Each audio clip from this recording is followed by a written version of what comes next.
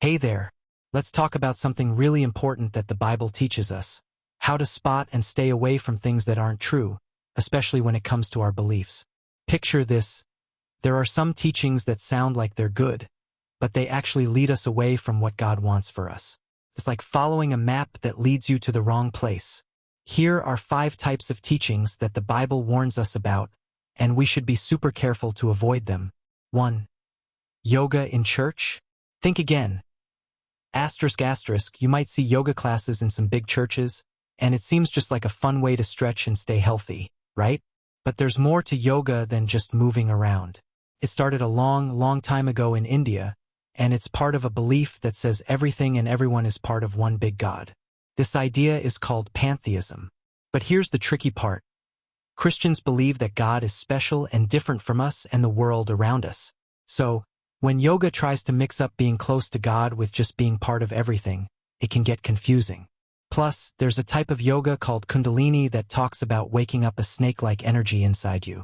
It's kind of like the sneaky snake in the Garden of Eden story. So, while yoga might look cool and healthy, its deeper meanings don't really match up with what Christians believe. It's like when you're playing a game where you have to choose paths. If we don't pick the right one, we might end up somewhere we didn't mean to go.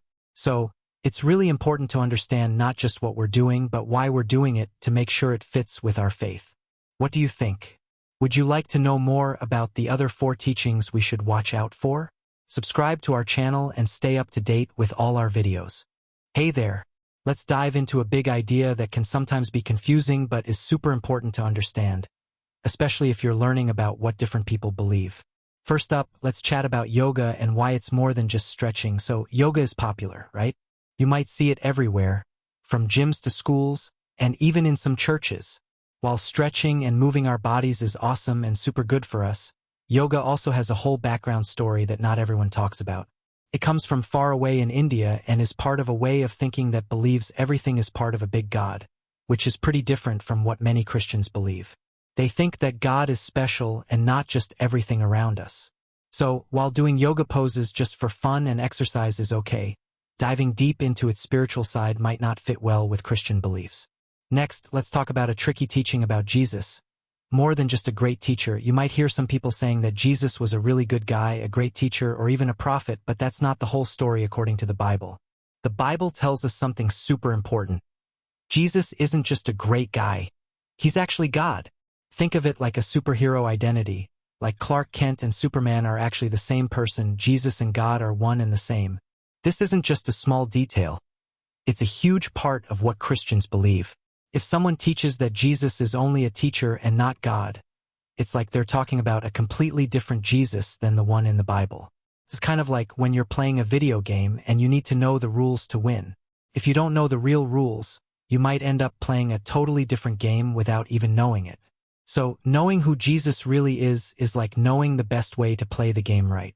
Does that make sense? Want to keep going and learn about some other stuff that can be confusing but is really important to get right? Subscribe to our channel and stay up to date with all our videos. Alright, let's dive into some cool stuff about Jesus that might just blow your mind a bit. But I'll keep it simple so it's super easy to understand. So, imagine if a superhero could do absolutely anything, like forgiving people when they do something wrong. That's a big deal, right? Well, Jesus could do that because he wasn't just a regular guy. He was actually God. Even though he looked like a person, he had God's superpowers. He could forgive sins, which is something only God can do because, let's face it, forgiving someone for everything is a huge deal. Now, here's where it gets really interesting. Jesus is like a superhero with a secret identity. On the outside, he looked like any other person, walking around, talking, and eating just like us. But on the inside, he was 100% God. Just like his dad, God, and totally human, just like his mom. This special combo of being God and human is called the incarnation. It's kind of like when your favorite superhero disguises themselves to walk among us. Except Jesus did it to save us. Now, some people get confused and think if we're children of God, we must be little gods too, right? They say we can get whatever we want, like fame or a shiny new bike, just by asking. But that's not really what being close to God is about. Jesus didn't come to earth just so we can collect cool stuff. He came because he loves us and wanted to save us from making bad choices that lead us away from happiness and love. He teaches us that all the stuff we own won't matter in the end. What really matters is being kind, loving others, and being happy, not just collecting things. So, think of it this way. Jesus is like the best kind of hero, the kind who saves the day not just once, but forever. And he shows us that being real heroes is about much more than what we have. It's about what we do and how we love. Isn't that a way cooler way to live? What do you think? Hey kiddo, let's jump into a super interesting idea that's all about how special Jesus's role is and why it really matters. Imagine if someone told you that all different paths in a park led to the same cool playground. Sounds convenient, right? But what if only one path actually takes you there, and the rest lead to different places? That's kind of what this topic is about. Some people think that there are many ways to reach heaven, kind of like many paths leading to a treasure chest. But according to the Bible, Jesus said something very important. He said, "I am the way, the truth, and the life. No one comes to the Father except through me." That's like saying he's the only path that leads to the treasure chest. Now, some folks might say Jesus was just talking to his friends back then and didn't mean everyone forever. But if we stick to what the Bible tells us, it's clear that he meant it for everyone all the time. This isn't about being narrow-minded. It's about understanding the directions on the map. Also, there's a really wild idea called universalism that suggests everyone will end up in heaven, no matter which path they take. But according to the Bible, this isn't how it works. It's kind of like saying you can pass a game level without following the rules of the game, which doesn't make much sense, right? Now, let's chat about something called the prosperity gospel. Imagine if someone promised that by following them, you'd get all the toys you ever wanted. Sounds tempting, huh? But the Bible reminds us that being happy isn't about how many toys or stuff we have. It says having enough to eat and clothes to wear should make us pretty happy. Anything more than that can sometimes make life more complicated, like adding too many toppings on a pizza. Eventually, it just doesn't work.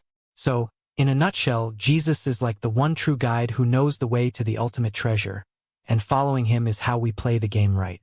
Plus, being happy with what we have is a cool way to enjoy the game without getting bogged down. What do you think about that? Hey there, let's talk about something really interesting called the prosperity gospel. Imagine if someone told you that believing in Jesus was like having a magic genie who could grant all your wishes for money, a big house, or even a fancy car. Sounds pretty cool, right? But here's the twist. That's not really what following Jesus is about. The prosperity gospel is like a story where people are told to focus on getting more stuff, like toys or video games. But the problem is, all these things don't last forever. Just like how toys break or get boring, the things we buy don't stay new forever. They can get rusty, break down, or even get stolen.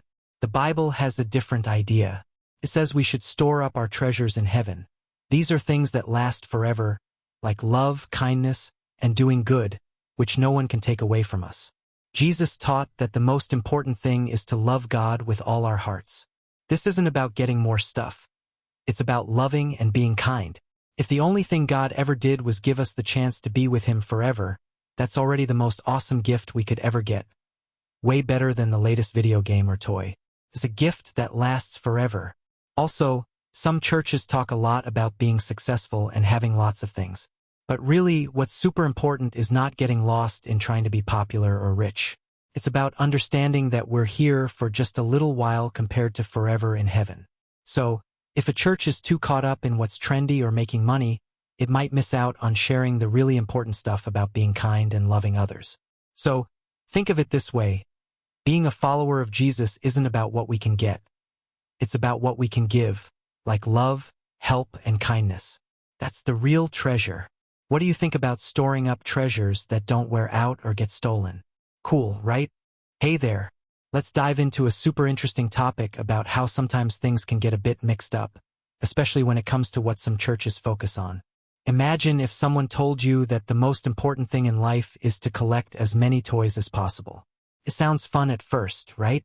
But what if those toys could never really make you truly happy forever? That's kind of like what some churches do when they only talk about how to get more money, how to be super successful, or even how to find the perfect person to marry by a certain age. None of these things are bad on their own, but if that's all we think about, we might miss out on something way bigger and more important. Jesus taught us about love, kindness, and caring for others. He told us that the real treasures are the ones that last forever, not just the stuff we can buy or show off. The Bible even says not to get too caught up in loving all the things we can see and touch because they don't really last. Instead, it's all about focusing on things that are eternal, things that matter forever, like being a good person and helping others. Now, think of life like a super long, amazing journey. We're only here on Earth for a little part of that journey, like a single drop in a huge ocean. Some churches spend a lot of time talking about how to make this short part of the journey super comfortable and filled with stuff, but they forget to talk about the rest of the journey, the eternal part that really counts. So, what I'm saying is, be careful about spending all your time in places that only care about what you can get right now. Instead, find places that remind you about the bigger picture, how to be a good friend, how to care for others, and how to live a life that makes a positive difference. That's the kind of stuff that will matter in the long run. Doesn't focusing on those forever things sound way more exciting and meaningful? What do you think about living a life that's not just about the here and now, but about making a lasting impact? Hey buddy, let's talk about something super important and a bit serious, but I'll make it fun and easy to understand. Imagine you've got a big jar of candies, but you can only take one candy each day. You'd want to make sure each candy you pick is really good, right? Life is a bit like that jar of candies. We don't have a never-ending supply, so we've got to make each day count. Now, think about this. Everyone has a big adventure ahead of them, but the part of the adventure that happens here on Earth is actually pretty short. Most people might live to be around 75 to 85 years old, which sounds like a lot, but it zooms by super fast. Before you know it, the years have flown by. So, why am I talking about how fast time flies? Well, because it's super important to think about where we spend our time, especially when it comes to church. Some churches spend a lot of time talking about things that only matter right now, like getting lots of toys or having the coolest clothes. But those things don't really help us on the much longer, forever part of our adventure that comes after our earthly adventure is over. Jesus told us something pretty powerful. He asked, "What good is it if you get all the toys in the world, but lose the most important part of yourself?" That's like winning every game you play but not having any friends to share the fun with. Each moment we have is super precious, kind of like a treasure. We shouldn't waste it on places that trick us into only caring about what's happening right now without thinking about the forever part.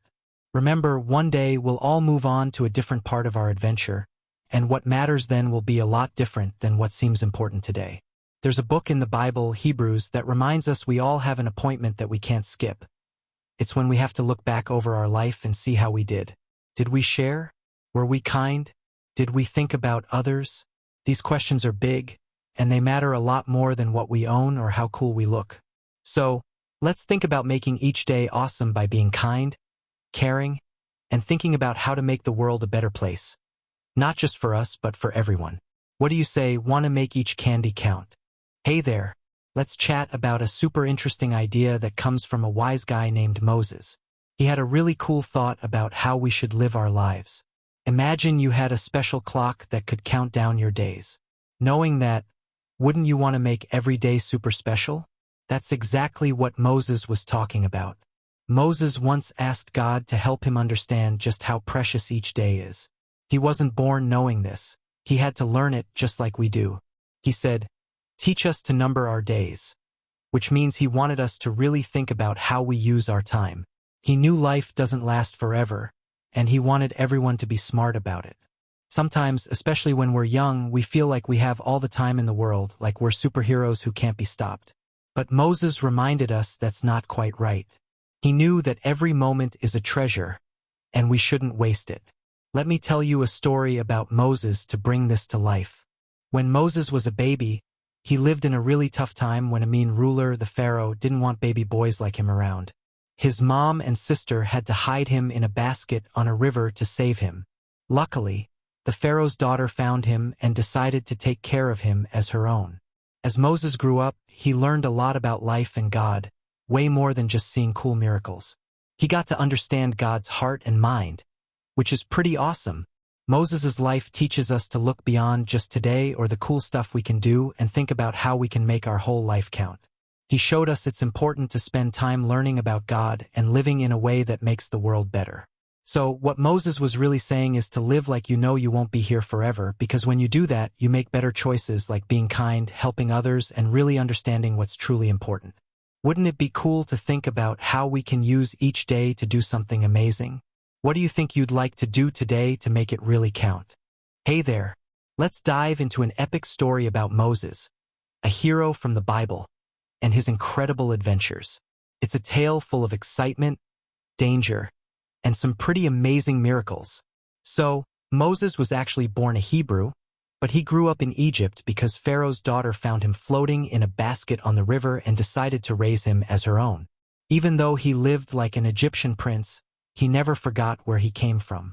One day, he saw an Egyptian being really mean and hurting a Hebrew man. Moses got so upset that he ended up doing something really drastic. He stopped the Egyptian but had to run away because he was afraid of getting in trouble. Moses escaped to the wilderness and lived a quiet life as a shepherd for 40 years. But then, something incredible happened. God spoke to him from a burning bush that didn't turn to ash. God told him to go back to Egypt and tell Pharaoh to free the Hebrews. Moses was given some cool signs to show Pharaoh, like turning a stick into a snake. Pharaoh was super stubborn and wouldn't listen, so God sent a bunch of plagues, like turning water into blood and sending frogs and locusts, to convince him. It was like nature itself was battling against Pharaoh's stubbornness. Then, there's this really special part where Moses asks to see God's glory. God liked Moses a lot and agreed, but he told Moses he could only see his back because no one can see God's face and still live. So, God hid Moses in a crack in the rock and covered him with his hand as he passed by. Imagine that. Moses got to see a part of God.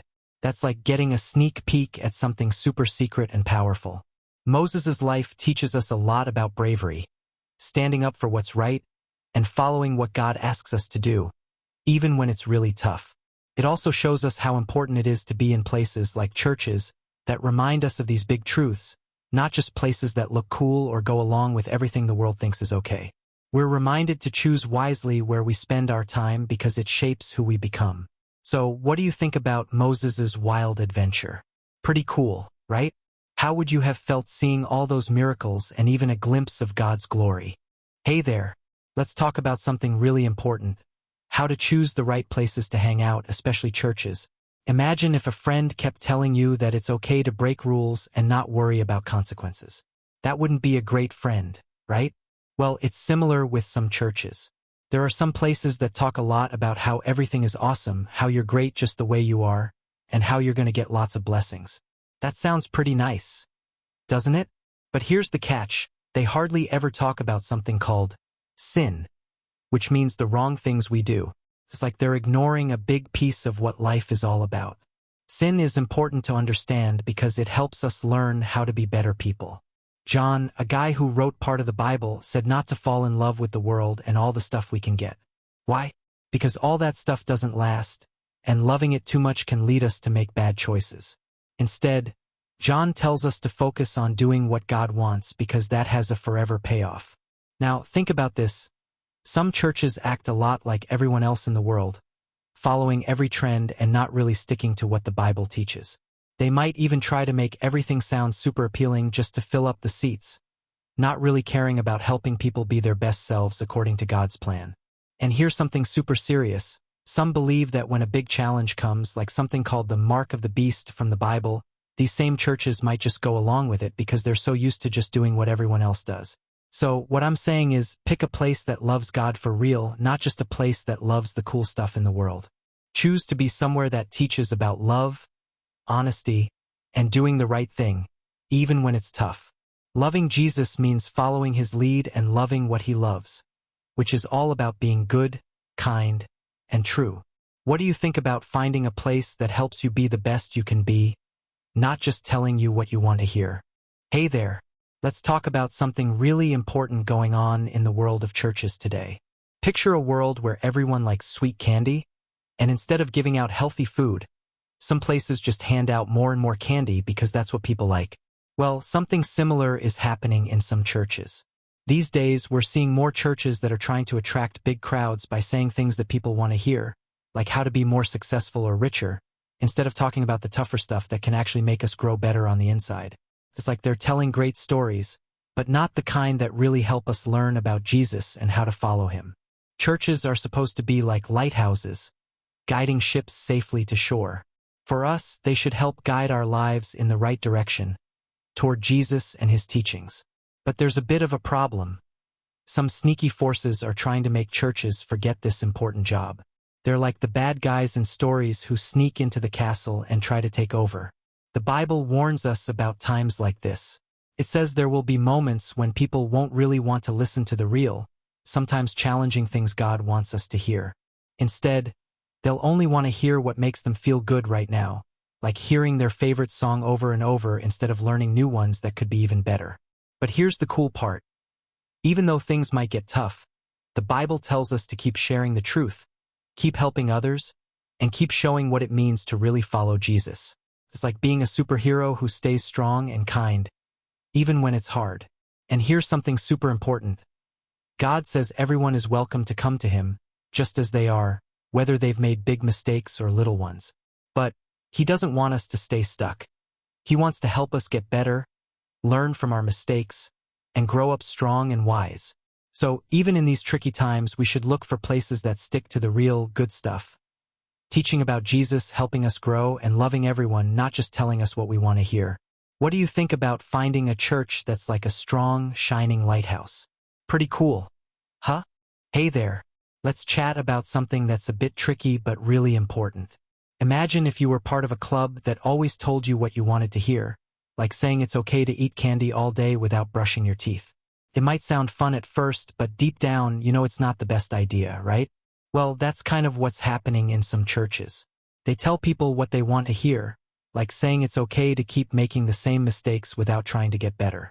You could go all year without hearing anything about how to fix those mistakes, which grown-ups sometimes call sin, or how to say sorry and really mean it. That's repentance.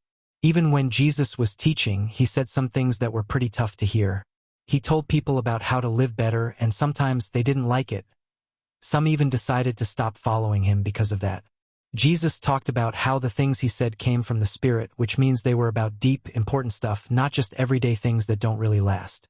Today, many churches want to make everyone happy all the time, so they might not talk about the tough stuff that can actually help us grow. They focus more on being popular than being truthful, shifting their messages to fit what's trendy instead of sticking to what the Bible teaches. But here's something super cool to think about.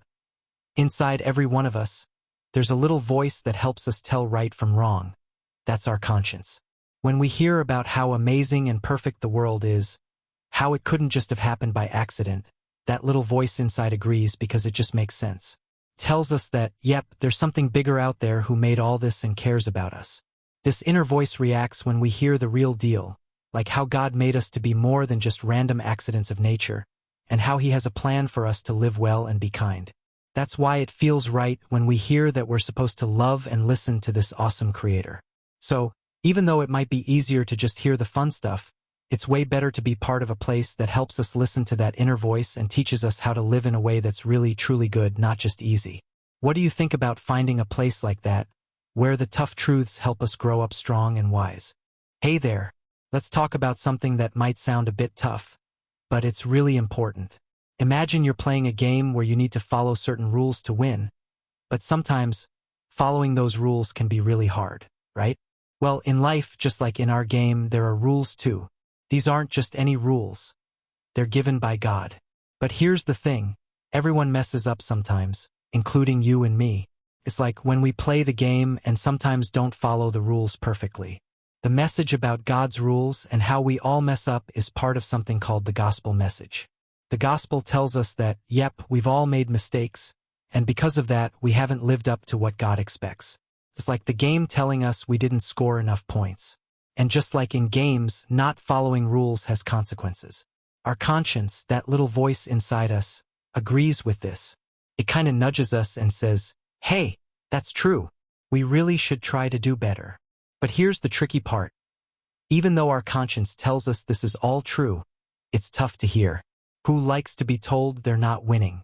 No one, right? Sometimes people don't want to listen to that part of the message. They'd rather hear nice things like how well they're doing instead of how they need to improve. It's like preferring someone who always says you're playing the game well, even if you're not. 2 Timothy in the Bible talks about this. It says a time will come when people won't really want to listen to the tough parts of God's message. Instead, they'll find people who tell them what they want to hear, not what they need to hear. When we learn that God wants us to love Him with all our heart, soul, and mind, and show that love by following His rules, like in John 14 verse 15, where it says if we love God, we should keep His commandments.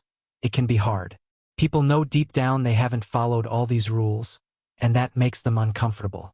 No one wants to think about an all-powerful God being upset with them or having to face the consequences for the rules they've broken. That's why some people would rather go to places that make them feel good all the time instead of places that challenge them to be better. So, the real deal is about finding a place that doesn't just try to make you feel good, but helps you grow, learn the rules better, and play the game of life the best you can, aiming to please God, not just ourselves. What do you think about finding a place that helps you play by the rules and get better at the game, even if it's a bit challenging sometimes?